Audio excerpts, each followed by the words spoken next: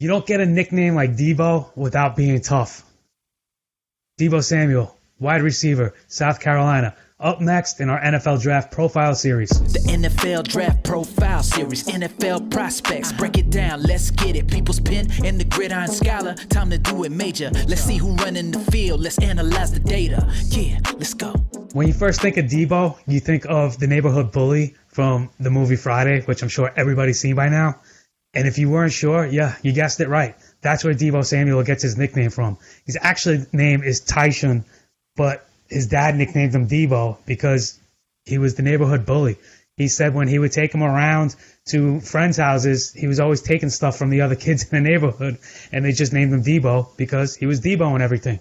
Well, he does the same on the football field. This guy is strong. He's tough. He's quick. I don't understand, John, why I'm not seeing as much love for Deebo Samuel as what I personally have for him. He won the week in Mobile at the Senior Bowl.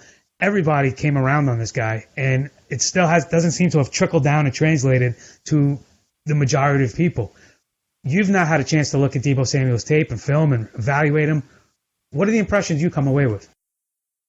Andy, you're absolutely correct, because I was more impressed after I took a closer look on film. Now, I had watched him a little bit throughout his last two seasons, but when I got a much closer look, this young man can play on my team any day of the week.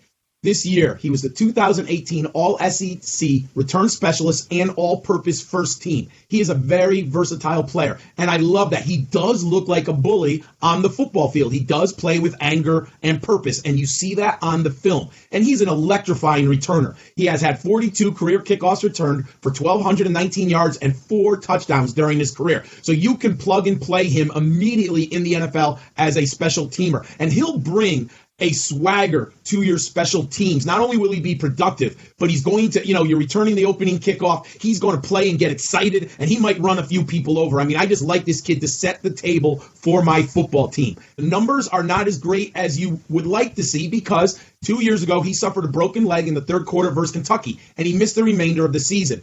But go back to 2016, he was the Steve Spurrier Award winner as the offensive MVP of the Gamecocks. I can look at 3 career stats before we go into the combine with Deebo, and he comes very close to hitting all 3 of my benchmarks. He has 148 career receptions. I would have loved 150, but remember, he missed the majority of the 2017 season, so he would have easily shattered that if he had played. Yards per reception, he had 14 yards per reception. I like to see 15, but that's part of his style, part of his game. He's not a huge vertical threat. Team catch share. I like when you have the alpha male who exceeds 25% of the team catch share. Last year for the Gamecocks, he was at 24%. So he's super close. And he did have another player, Braylon Edwards, who's another very good wide receiver. So maybe on a different team without so much talent around him, he would have easily gotten over that 25% hurdle. So he's so close on all 3 of my benchmarks. The productivity's there, and I like this young man. Now let's look at the scouting report. Hey, 5'11", 216-pound senior. He is a physical runner who is competitive with a well-built frame.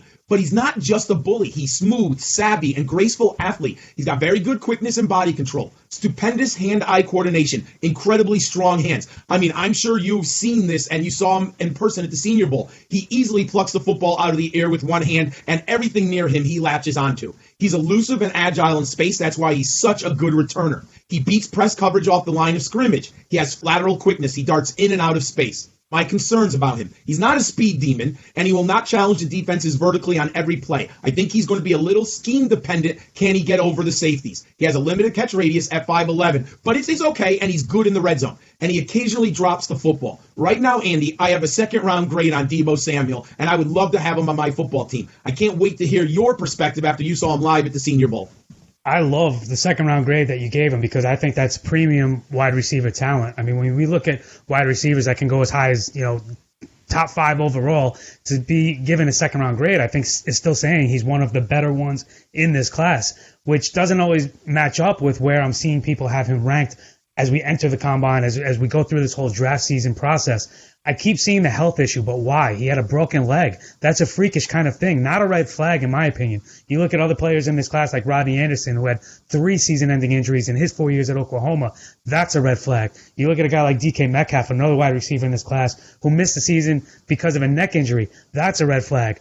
with Deebo Samuel, we're talking about a broken leg. He's played through other injuries. This is a tough guy. Again, I go back to the nickname. You do not get given a nickname like this that officially becomes your name if you're not that tough. He's listed as a slot and or a complementary type of receiver, but this guy can do it all, John, and from any spot on the field. People want to point to his size. He measured in at 5'11 and a half and 216 pounds at the Senior Bowl.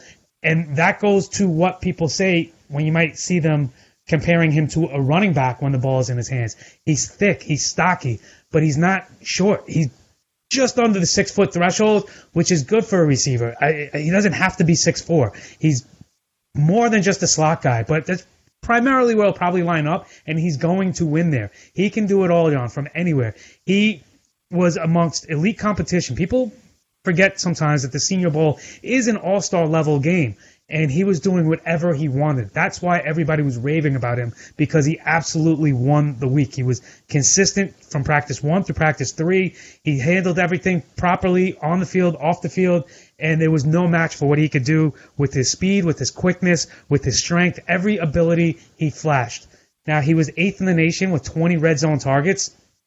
He's a bully. This is the kind of guy you want. He's going to get the looks and attention when your team is in the red zone, and that's what this game is all about, scoring touchdowns. So, John, there's really not a lot I can see to knock this guy on other than certain things like he had a 29.6 dominator rating. That's just under where people in the metric crowd want your dominator rating to be before they really fall in love with you. He just turned 23 in January, so he's a little old for the fantasy football world and the dynasty world in particular. But 23 is still a spring chicken in my book. I mean, I'm 20 years older than that, so I'll take the guy who can come in and from day one make an impact because he's got the strength to play at this level and the speed and the quickness and the smarts, the whole route running ability, the full tree is there from what I can see.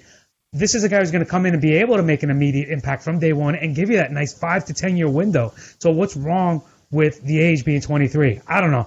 Maybe I'm too high on Deebo Samuel. Let me know if I should bring it down a notch, but I really, really, really like this receiver. And I think what's driving me more than anything is that I don't seem to see anybody else having the same affection.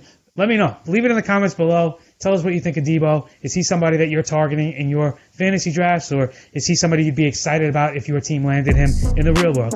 Thanks for watching today. Check out expandtheboxscore.com, and make sure you check out all the other posts right here on Dynasty League Football and all the other players we're covering in our 2019 Profile Series.